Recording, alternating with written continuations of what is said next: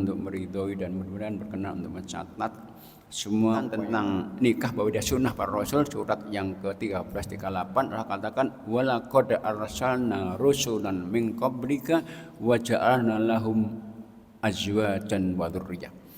Sungguh telah kami utus sebelummu ya Muhammad para rasul dan kami berikan untuk mereka yaitu pasangan-pasangan, istri-istri dan keturunan. Dan karena mulianya maka Nabi pernah mengingkari seorang sahabat yang bersumpah tidak ingin nikah dengan niat baik menurutnya. Dia ingin agar ibadahnya bisa optimal. Maka Nabi mengingkari itu dengan sebuah hadis riwayat Muslim dengan mengatakan ala ama wallahi inni la ahsakum lillahu atqa. Ketahuilah aku itu orang paling takut kepada Allah, paling bertakwa. Tapi beliau mengatakan walakinni aku wa arqud wa asum wa uftir wa tajunisa. Tapi aku sebagai orang paling takut dan bertakwa juga kadang sholat malam, kadang tidur, kadang puasa tidak, dan aku pun menikahi wanita. Dan barang yang gak suka pada sunnahku ini maka bukan dari golonganku. Karena itulah anjuran, motivasi untuk nikah itu sangat banyak Quran dan sunnahnya.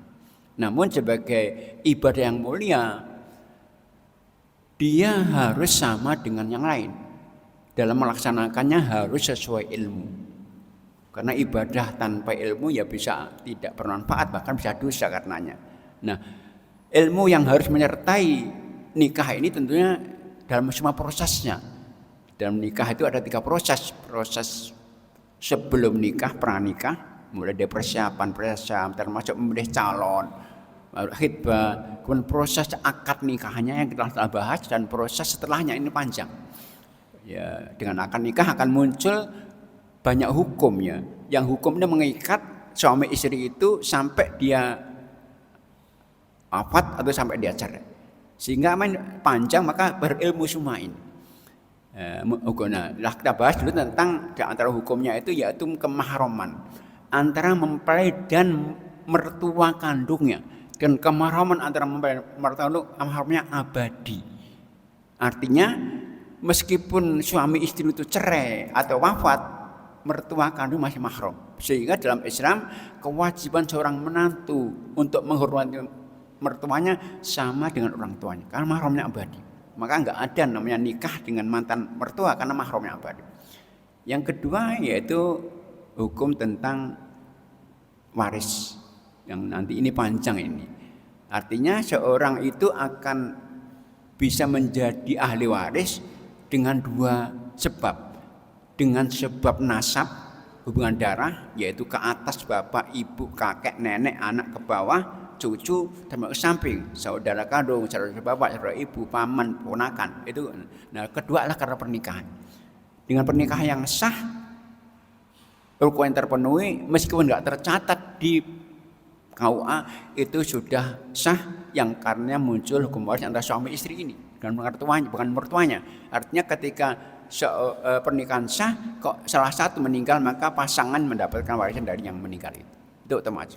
Nah, yang hukum yang panjang itu namanya hukumnya hak dan kewajiban. Kita bahas di antara kewajiban suami, dan suami itu paling bertanggung jawab karena akad nikah itu intinya perpindahan amanah.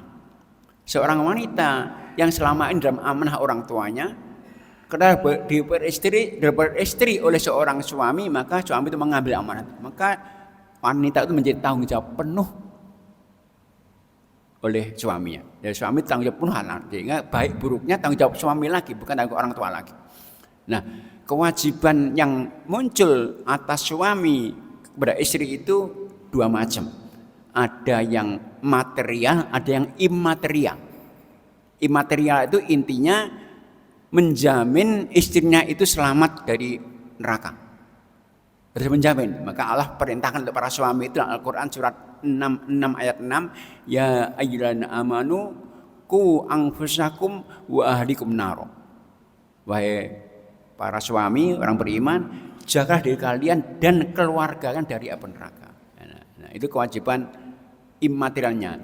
Nah, kemudian materialnya 2 dulu, yaitu mahar dan nafkah. Mahar ini kewajiban yang dia hak istri, maka kalau diberikan suami nggak boleh ngotak-ngatik lagi, udah hak istrinya, dijual diberikan nggak apa-apa, itu udah hak istri.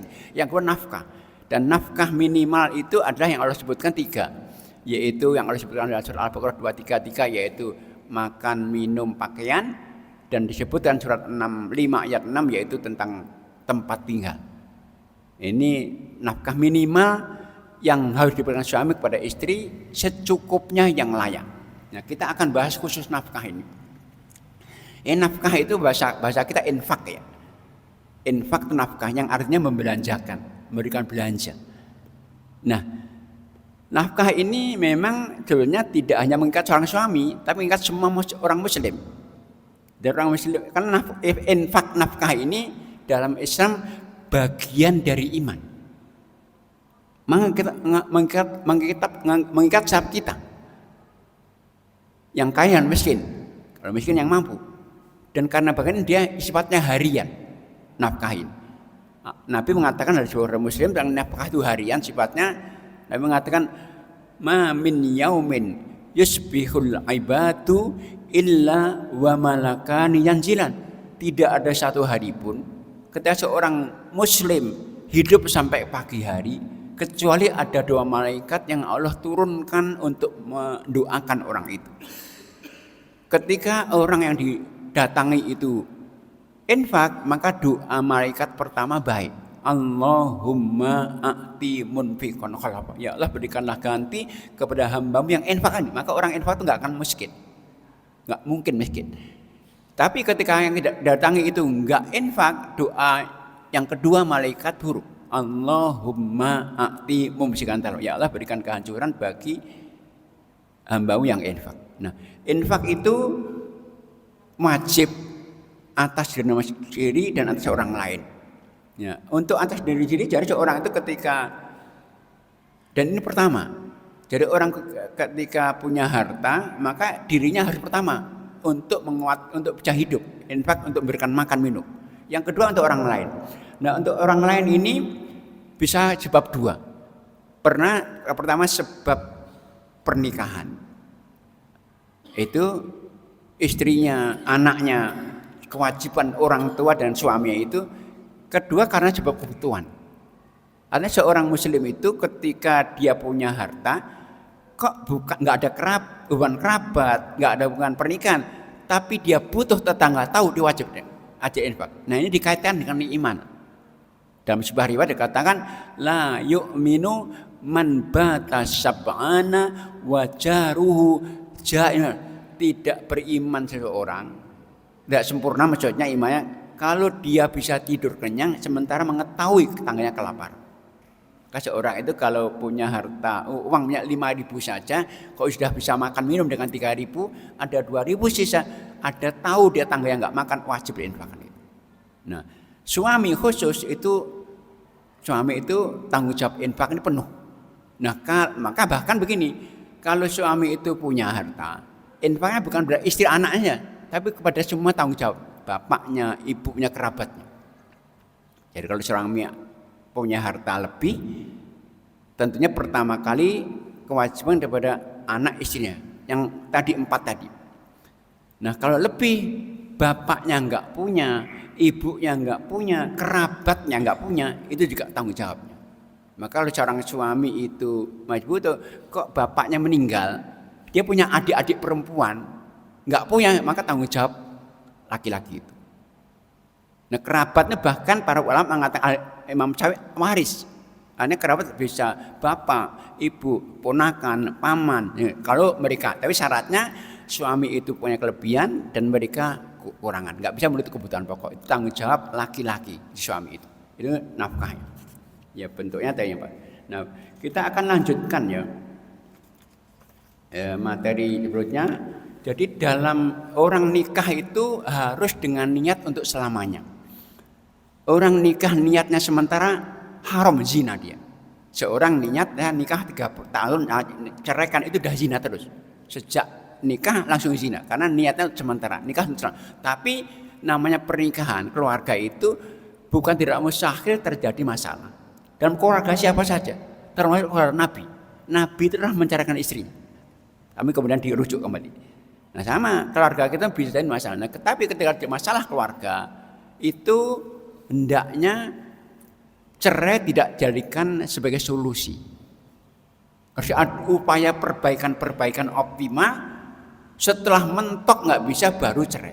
Maka cerai itu solusi terakhir sekali yang bisa diambil seorang suami ketika upaya perbaikan optima tidak lagi menghasilkan solusi. Nah, maka kendali masalah, maka yang harus dilakukan apa? Komunikasi. Jadi seorang itu kendali masalah nggak boleh curhat keluar, haram hukumnya.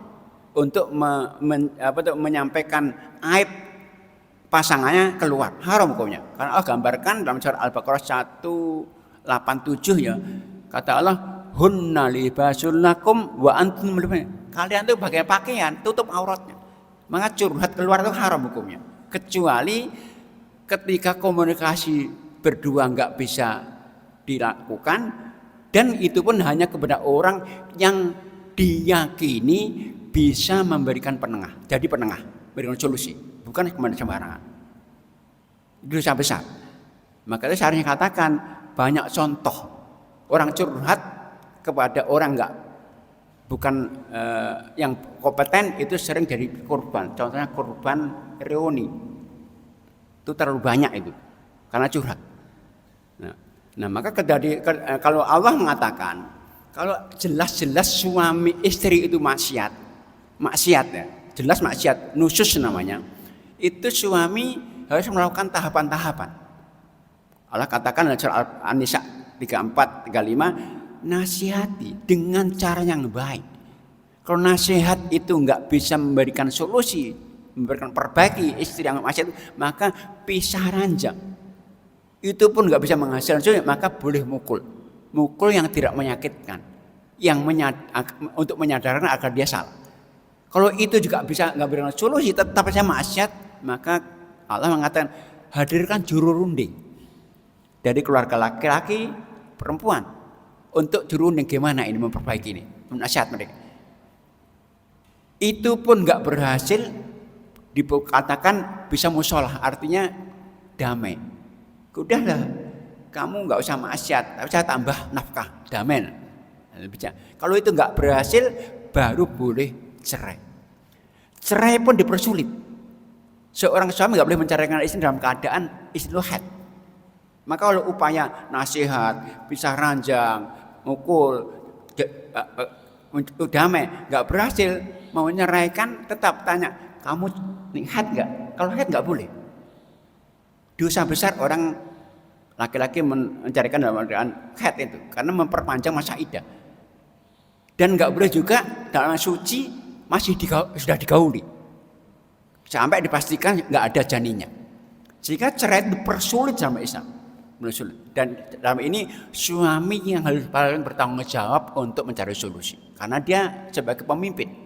Maka dikatakan Nabi itu dalam berkomunikasi dengan istrinya, maka dia senantiasa memilih bahasa yang dipakainya agar istrinya damai, nggak terpancing emosi. Contohnya begini, Nabi mengatakan kepada Aisyah, ya Aisyah, inni la'a'lam idza kunti alai anni radiyah wa idza kunti alai ghadbah. Ya Aisyah, aku tahu loh ya, kapan kamu ridho kepadaku dan kapan kamu marah. Aisyah tanya, gimana Anda tahu ya Nabi? Nabi mengatakan, kalau kamu ridho kepadaku, engkau bersumpah dengan mengatakan demi Tuhannya Muhammad. Tapi kalau engkau marah, engkau sumpahnya demi Tuhannya Ibrahim, nggak sebut Nabi Muhammad. Maka bahasa yang dipakai nanti beda. Yang marah gimana bahasanya? Nah, itu seorang suami yang bertanggung jawab penuh. Nah, itu jadi itu terapi ya. Ketika seorang itu maksiat nggak boleh langsung cerai. Ada langkah-langkah tahapan dilakukan untuk cari solusi, untuk memperbaiki. Kalau kondisi nggak mungkin lagi, maka baru boleh nanti curhat keluar, juru damai. Nah, namun sekali lagi, dalam pernikahan itu, nikah itu bisa rusak akadnya, namanya furqah. Huruf berpisah suami istri karena rusak nikah. Nah, furqah ini rusaknya pernikahan karena dua sebab. Pertama sebab namanya fasah. Fasah itu yaitu rusaknya akad pernikahan karena otomatis atau dipaksa. Contohnya begini. Seorang suami istri sama muslimah tiba-tiba sudah menjalani kehidupan rumah tangga beberapa tahun, tiba-tiba yang satu murtad. Sama, sudah kembalikan, maka langsung fasah, otomatis rusak. Teruskan zina. Atau misalnya yang satu mengingkari rukun Islam. Istri, usah nggak mau sholat lagi lah, sholat nggak wajib, langsung rusak, fasah otomatis. Atau begini, suami istri nikah sudah punya anak dua, tiba-tiba orang tuanya sadar bahwa menantunya dulu saat bayi disusui 5 kali.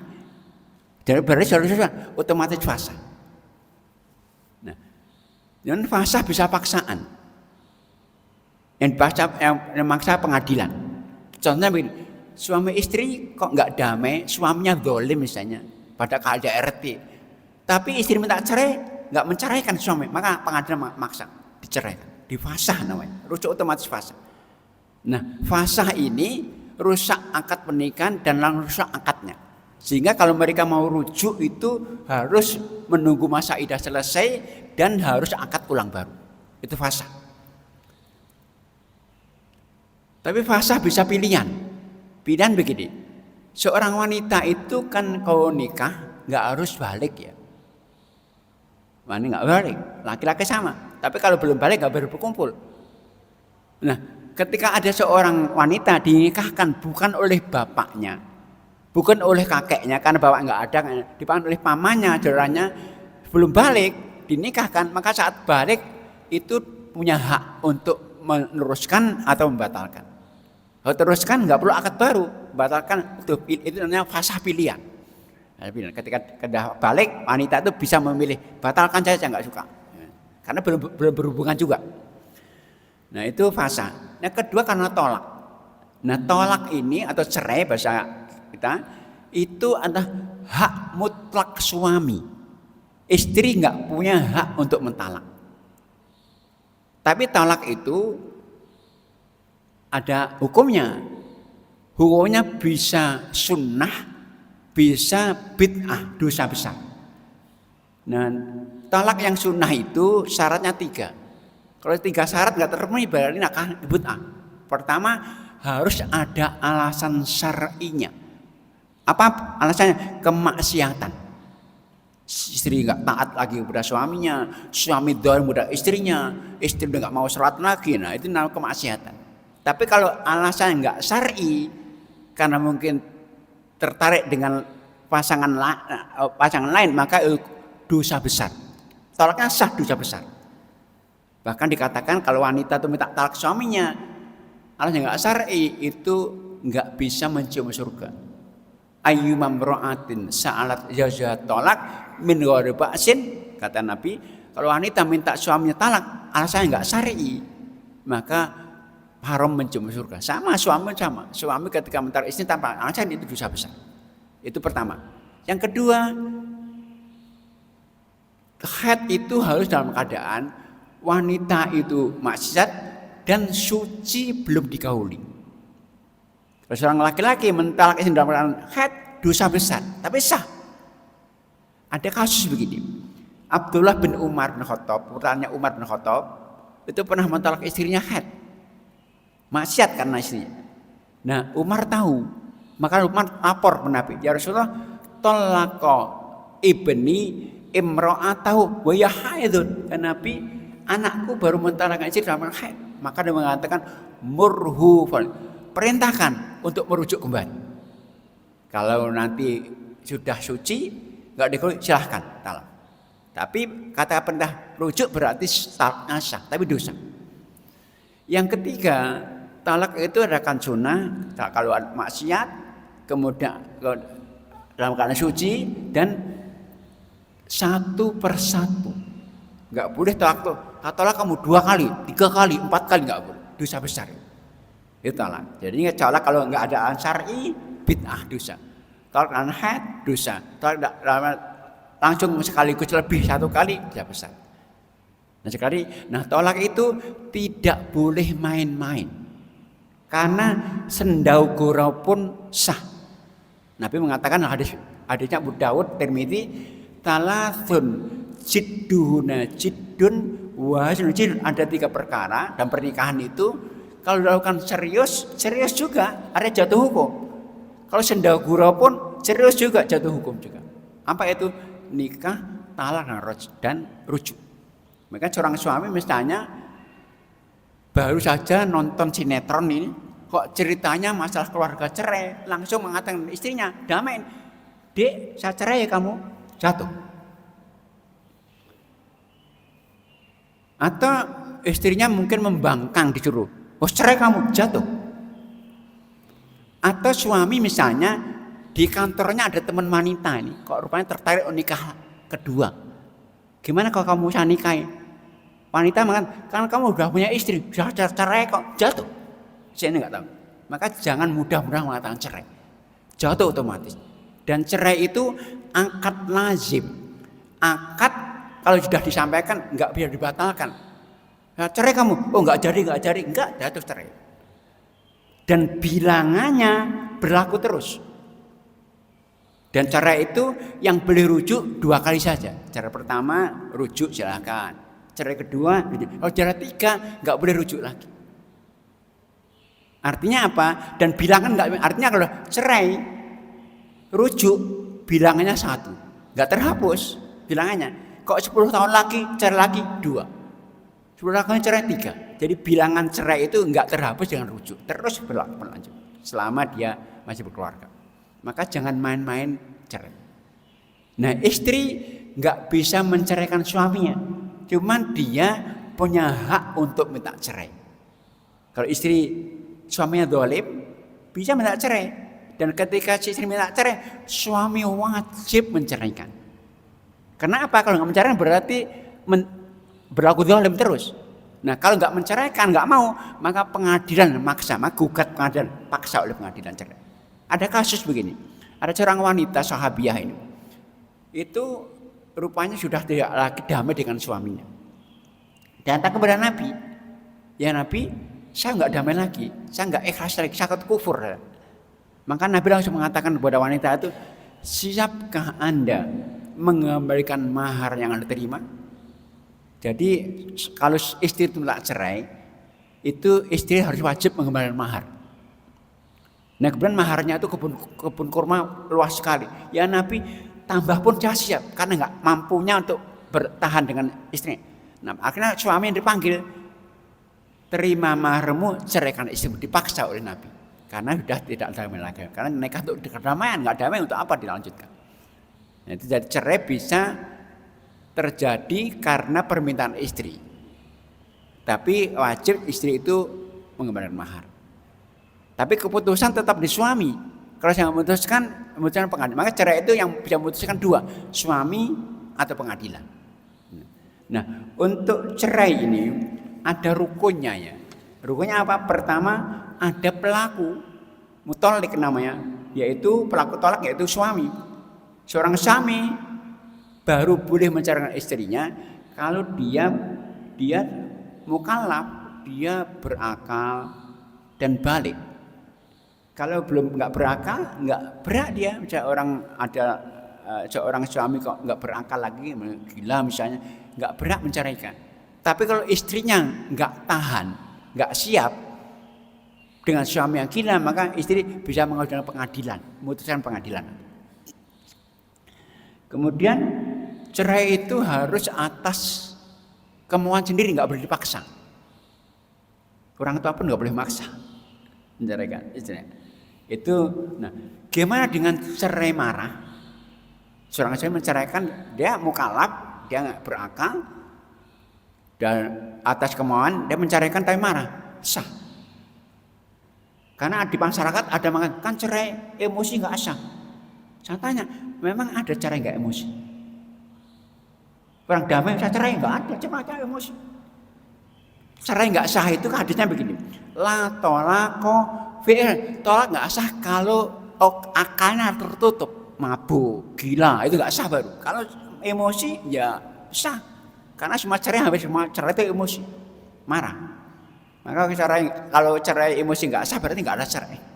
Yang kedua, gimana orang gila? Nggak berak, karena nggak berakal. Tapi pengadilan. Kalau istrinya itu mesti nggak sabar, suaminya gila mengadukan pengadilan. Gimana dengan cerai orang mabuk? Ini hukumnya beda. Kalau mabuknya itu atas kemauan sendiri, memang sengaja mabuk, maka jatuh. Tapi mabuknya dipaksa, disuntik, dikajak mabukkan, nggak sah. Jadi tergantung mabuknya sebab sendiri atau orang lain. Kalau sendiri jatuh. Tapi kalau dipaksa orang dimabukkan dia, maka nggak sah. Itu talaknya. Kemudian talak itu rukunnya harus atas kesadaran. Maka talak orang berguru itu sadar nggak? Sadar. Tapi nggak sadar, keliru, nggak sah. Jadi beda ya. Kalau talak guru itu sah, talak keliru nggak sah. Karena orang guru sadar guru dia. Tapi keliru nggak sadar. Contohnya begini, talak keliru itu contoh. Ada seorang suami punya istri dua. Yang satu Aisyah, yang kedua Fatimah. Dia ingin mencari Aisyah tapi bukan Fatimah. Nah, berarti salah itu, nggak sah. Nah, keliru. Nah, berikutnya adalah hukum berikutnya yaitu mutal, yaitu objek talak yaitu istri. Nah, istri bisa diceraikan suaminya kalau masih ada ikatan pernikahan yang sah. Kalau nggak ada ikatan lagi ya nggak cerai ya udah bukan isinya kok dicerai. Yang kedua masih dalam masa iddah. Jadi begini, seorang suami itu kan menceraikan istrinya. Yang pertama dan kedua, cerai kamu pertama atau nanti kedua, itu saat setelah jatuh cerai itu wanitanya itu menjalani masa iddah, masa tunggu, masa evaluasi. Lamanya berapa? Lamanya 3 kali haid atau kalau menopause 3 bulan. Artinya apa? Seorang jangan menceraikan 1, 2, ini akadnya belum rusak, masih masa evaluasi, masih cerai. Maka cerai pertama kedua itu selama 3 bulan itu nggak boleh berpisah, harus satu rumah. Allah perintahkan itu. Al-Quran surat 65 ayat 6 kepada wanita laki-laki yang menceraikan istrinya. Kata Allah, askinuhunna min hasakatum, tempat tinggalkan istri yang kau cerai itu di tempat tinggalmu bersamamu.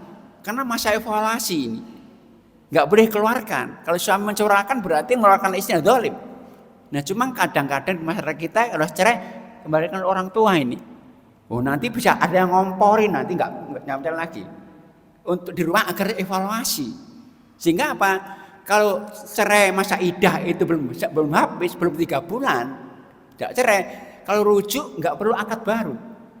Dengan 2 cara, langsung sudah kamu saya rujuk selesai.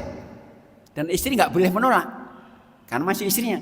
Atau langsung berhubungan sama istri, langsung otomatis. Tapi kalau sudah 3 bulan nggak rujuk, baru namanya tolaknya bain kecil, harus pisah, rusak akadnya. Maka wanita itu bebas nikah, baik dengan laki-laki atau kembali kepada suaminya. Harus akad baru. Itu namanya masalahnya. Jadi maka itu ketika suami itu mencari kamu, kok sebulan lagi cerai lagi, berarti 2. Tambah 2 lagi cerai 3. Kan masa iddah itu masih suami, maka suami bisa menceraikan lagi. Nah, berikutnya, cerai itu bisa dilakukan dengan berbagai cara. Bisa dengan ucapan, dengan tulisan WA, chat, bisa dengan utusan mutus orang, atau bahkan dengan isyarat. Nah, kalau cerai dengan ucapan itu ada 2 kalimat, lafadz dibedakan. Kalau lafadz yang dipakai oleh suami dalam menceraikan istri itu dengan lafadz namanya sorry itu tegas, pasti. Kalau bahasa kita cerai, talak atau pegat, kamu saya pegat, kamu saya cerai. Itu sejak diucapkan jatuh, meskipun nggak ada niat, meskipun bergurau. Maka hati-hati. Kalau katanya sorry ya, cerai, talak. Tapi kalau kalimat yang dipakai adalah kinayah, sindiran, kiasan, contohnya, udah kamu pulang ke orang tuamu saja lah, kita nggak cocok lagi lah. Itu namanya sindiran. Itu jatuh tidaknya tergantung niat suami. Pulang ke orang tuamu kamu, kalau niat cerai jatuh cerai, kalau niat nggak cerai nggak jatuh. Maka kalau suami mengatakan dengan kalimat yang sindiran tadi, isi tanya mestinya, maksudnya apa ini? Kalau nak cerai jatuh cerai. Itu kalimatnya yang dipakai. Nah, kalau dengan tulisan harus pastikan ya. Tulisan artinya apa? Tulisannya jelas, bisa dibaca. Dan dimaksudkan kepada istrinya, ditujukan kepada istrinya, bukan kepada yang lain. Dengan utusan bisa. Contohnya seorang suami di luar pulau mengutus adiknya, tolong ceraikan istri saya, sampaikan saya, boleh. Nah, cerai itu kalau dilihat dari sisi bilangannya, cerai itu ada dua macam. Pertama tolak roj'i, kedua tolak bain. Tolak roj'i tolak yang masih bisa rujuk tanpa akad baru.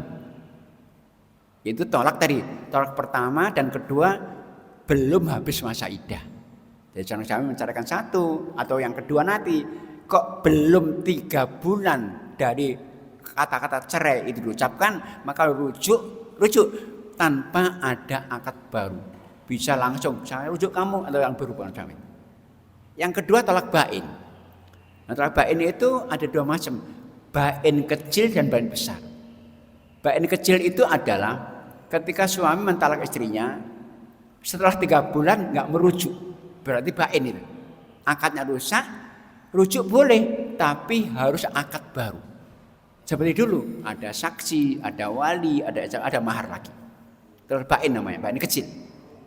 Nah, kalau bain besar itu seorang suami menceraikan 3 kali atau kok kemudian cerai lagi 3 kali. Itu bain besar. Nah, bain besar ini suami nggak boleh merujuk lagi istrinya, kecuali mantan istrinya yang sudah cerai 3 kali nikah lagi dengan laki-laki lain dan sudah berhubungan suami itu dan ceraikan tanpa rekayasa.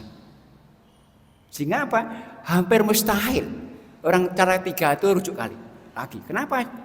Wanita udah nikmat dengan suami barunya, nggak rujuk lagi dan nggak boleh rekayasa. Nah, terjadi banyak begini karena orang nikah nggak berilmu, akhirnya ada sedikit marah cerai sampai 3 kali. Ketika ke pengadilan ini udah 3 kali nggak boleh rujuk lagi. Akhirnya laki-laki, saya mencintai istri saya pak, nggak boleh kecuali istri anda itu nikah lagi dan ceraikan oleh suaminya.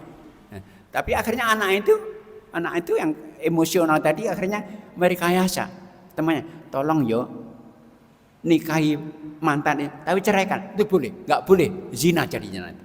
Dan dosa itu neraca. Itu tolak dilihat dari sisi bilangannya. Nah, tolak dari sisi dari berlaku dan tidaknya itu bisa tolak, bisa langsung munjas, bisa mu'alak, tergantung. Enggak langsung terjadi. Tolak munjas itu tadi, tolak langsung terjadi tadi. Saya cerai kamu, jatuh. Saya talak kamu, jatuh langsung, otomatis. Tapi kalau yang tergantung itu namanya tolak taklik, tolak mu'alak. Digantungkan pada peristiwa.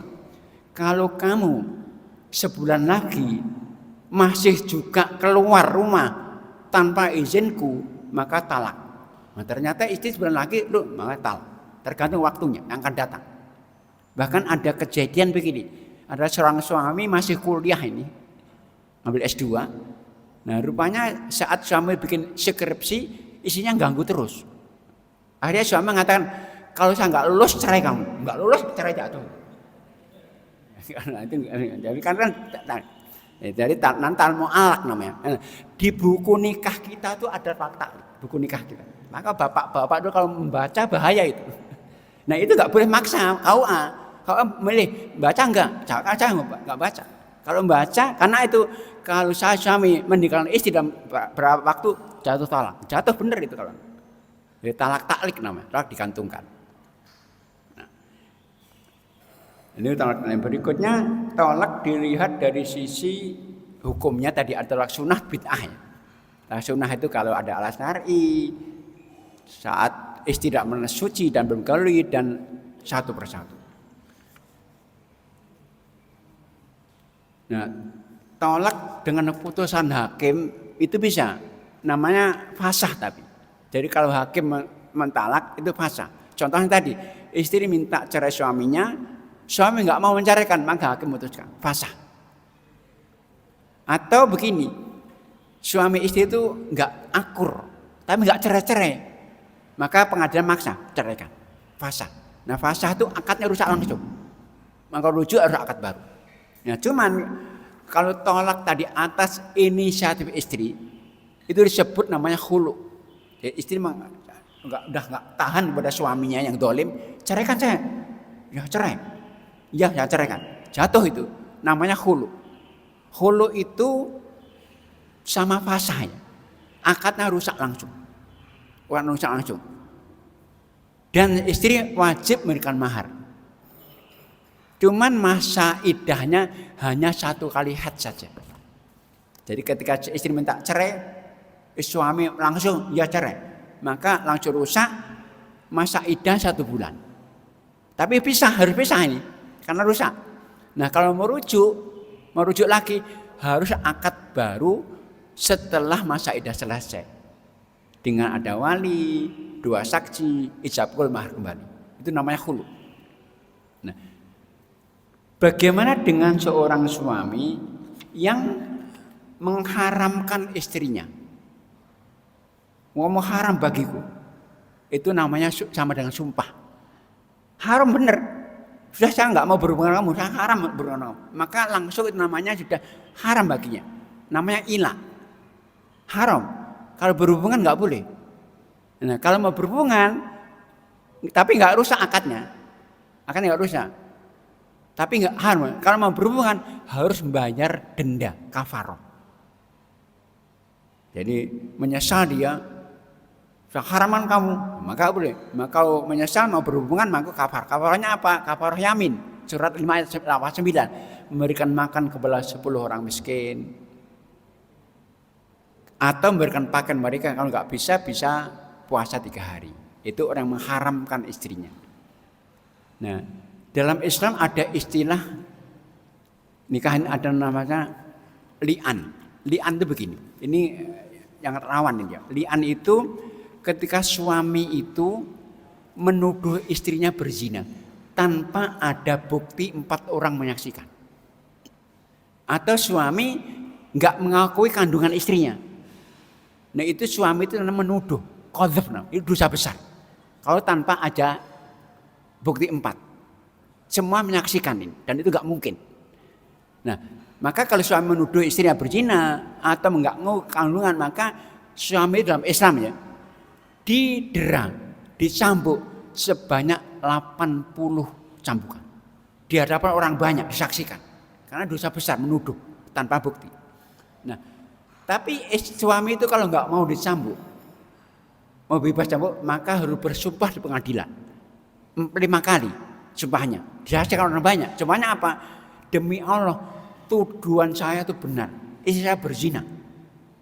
Bukan anakku kandungan itu. Yang kedua, ulangi, demi Allah tuduhan aku benar. Sampai keempat, kelima, kalau salah tuduhan saya, laknat Allah atasku. Maka bebas istri, bebas suami dari dera. Nah kalau bebas maka akhirnya dera kepada istri. Istri dera. Nah kalau istri ingin bebas juga harus bersumpah juga 5 kali juga. Demi Allah tuduhan suami itu bohong 4 kali. Yang kelima, kalau benar marah Allah atasku. Maka kalau itu terjadi, dipisahkan, nggak boleh rujuk lagi. Selamanya dipisahkan. Nah, anaknya jadi anak ibunya, bukan bapaknya. Maka nggak mewarisi bapaknya nanti, karena nggak diakui oleh bapaknya dalam bersumpah, dan nggak boleh rujuk kembali. Selamanya karena melaknat. Itu istilah dalam pernikahan. Kalau seorang menuduh itu sudah besar. Nah itu kurang lebih ya materi kita dalam pernikahan. Monggo nanti kalau mau diteruskan ada materi, ada waris, ada muamalah segala macam, monggo kalau diteruskan. Sementara itu kalau ada yang ingin menambahkan bertanya, waktu saya berikan jamaah sekali. Monggo. Nggak ada yang tanya? Iya.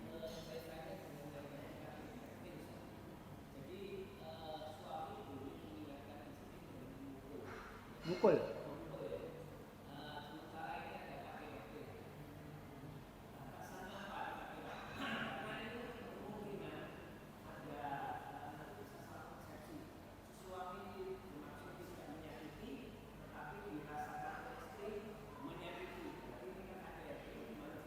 Jadi dalam istilahnya punishment, hukuman, itu dalam Islam boleh mukul, basic. Contohnya, bapak ketika mengajar anaknya sholat 7 tahun, kok 10 tahun enggak mau sholat boleh mukul. Sama istri yang maksiat dinasihati enggak manfaat, pisah maka boleh mukul. Tapi mukul itu pertama harus menghindari wajah.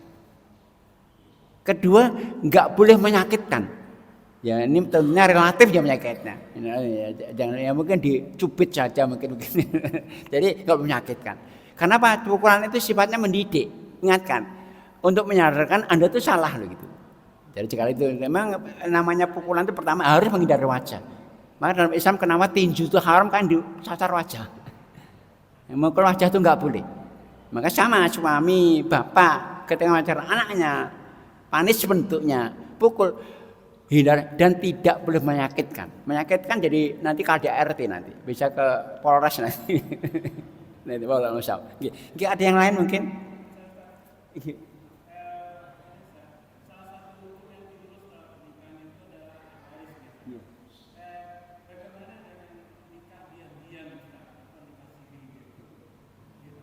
Baik. Nikah dalam Islam itu sah kalau rukunnya terpenuhi. Rukunnya apa? 2 calon memang bukan mahramnya. Ada walinya dari wanita itu, bapaknya, kakeknya, pamannya, saudaranya. Enggak wali hakim enggak sah kalau enggak ada wali. Kemudian ada 2 saksi, ada mahar. Selesai, ijab kabul, selesai. Meskipun enggak dicatat KUA. Ya nikah siri itu sah. Cuman tidak sunnah. Karena potensi fitnahnya besar, termasuk warisan. Misalnya begini, seorang suami nikah sah 1, nikah diem-diemnya 1 juga. Ya. Kemudian meninggal, kan istri pertama nggak rela. Akhirnya apa? Istri pertama makan warisnya istri, padahal menitnya haknya sama ini. Kita seorang suami punya istri 2, punya anak, ini istri dua-duanya itu dapat 1/8 dibagi 2, sama. Meskipun yang satu sudah nikah 50 tahun lalu, yang satu baru nikah wafat, haknya sama. 1/8 bagi 2. Nah kalau diam-diam kan bisa bahaya ini. Kerjaannya apa? Zalim kepada, karena suami menghalangi hak istri yang baru. Maka nikah siri itu hendaknya dihindari. Monggo. Iya.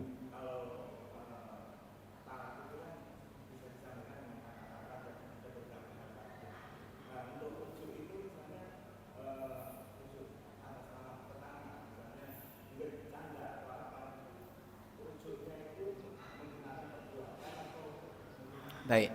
Jadi sekali lagi seorang suami kalau mencari istrinya, kalau pertama kedua istri menjalin masa iddah Bapak ya. Masa iddah itu 3 kali haid, 3 bulanan lah. Kalau selama 3 bulan itu belum 3 bulan belum selesai, rujuk 2 cara. Dengan ucapan, dengan perbuatan. Ucapnya, kamu saya rujuk selesai. Atau langsung diajak kamar bukan suami istri selesai. Itu kalau masih ada masa iddahnya belum selesai ya. Tapi kalau 3 bulan enggak rujuk, maka harus akad ulang. Ada wali, ada 2 saksi, ada mahar kembali, ada ijab kabul. Nah, makanya sekali rujuk itu kalau masih dalam masa iddah 2 cara, ucapan saja, enggak ada saksi, enggak ada, dan langsung berhubungan suami istri. Tapi kalau masa iddah selesai, harus akad ulang baru coba nikah pertama dulu. Bisa dipahami Bang? Iya. Ada yang nambahkan mungkin?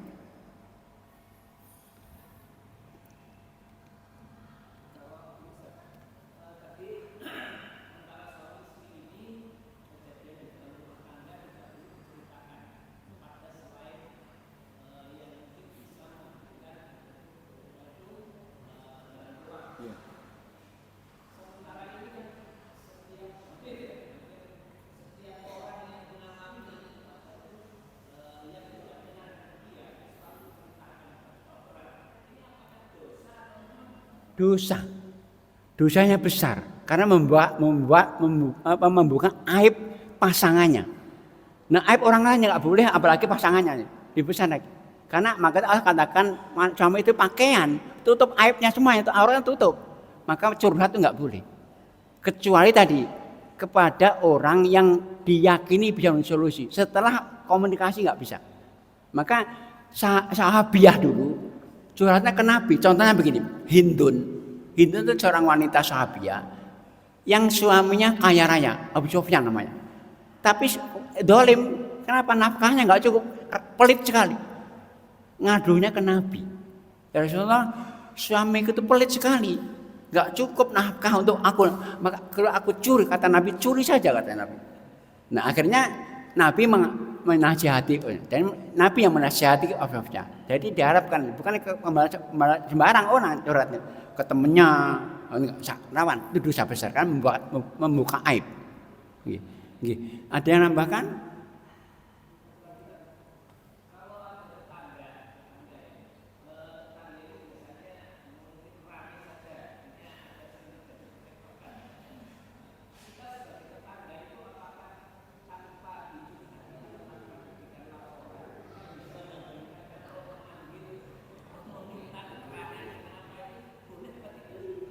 Jadi kalau tidak kita bisa jadi kira-kira kalau ikut campur marah nggak orang itu kan bahaya juga kan.